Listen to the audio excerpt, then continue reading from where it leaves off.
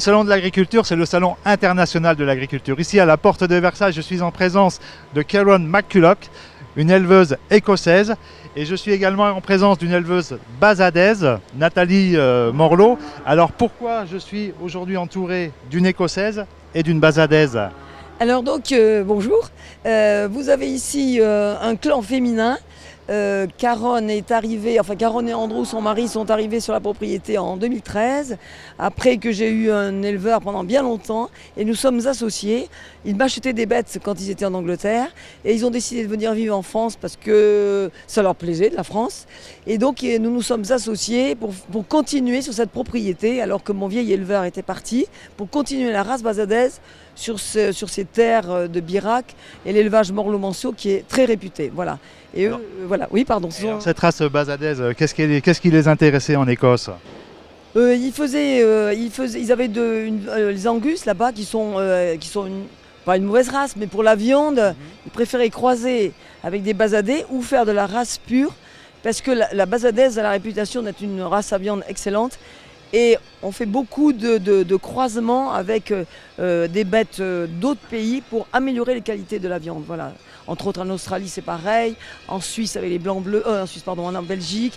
La basadaise croise beaucoup avec des laitiers parce qu'elle est très réputée en viande. Voilà. Donc c'est une qualité pour nous. On n'a pas un gros effectif général, mais on est excellent pour la viande. Voilà. Donc c'est Karen et son mari Andrew qui sont arrivés en France. Oui. Est-ce que vous auriez pu faire le chemin inverse, aller en Écosse et vous installer là-bas? Non, moi je les ai admirés parce que c'est pas facile. Ils sont arrivés avec tout leur matériel et tout. Le déménagement a duré 3 jours. Les bêtes sont arrivées, il y a eu 17 bêtes basadaises qui sont arrivées, qui ont débarqué là. Des bêtes qu'on leur avait vendues, hein, qui sont allées en Angleterre, qui sont revenues. Et je leur tire mon chapeau parce qu'ils se sont très bien intégrés. Et justement, comment ils ont été reçus par les basadés et par vos collègues? Ils ont été bien reçus parce que d'abord on les connaissait déjà, hein, ils venaient souvent en France, ils nous achetaient du bétail, ils venaient au concours, ils étaient déjà très présents. Ils nous avaient reçus en Angleterre, on avait fait un voyage en Angleterre, ils nous avaient reçus, les basadés. Et puis comme ils sont très aimables, très ouverts, donc ils ont été très bien accueillis. Est-ce que pour vous c'est une fierté d'avoir cette reconnaissance et d'avoir cette implication d'étrangers dans votre élevage? Oui, tout à fait, ce qui n'a pas été facile. Hein.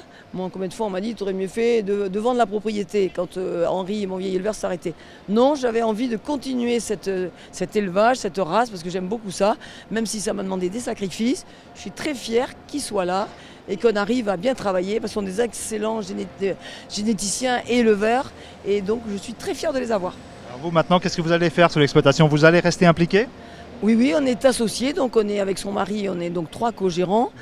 Eux s'occupent de l'élevage sur place. Moi, je m'occupe de toute l'administratif, c'est pas un mince mot. Tout le commercial, puisque je fais la vente, enfin nous faisons de la vente par caissette. Donc il faut monter tous les mois, je fais une bête.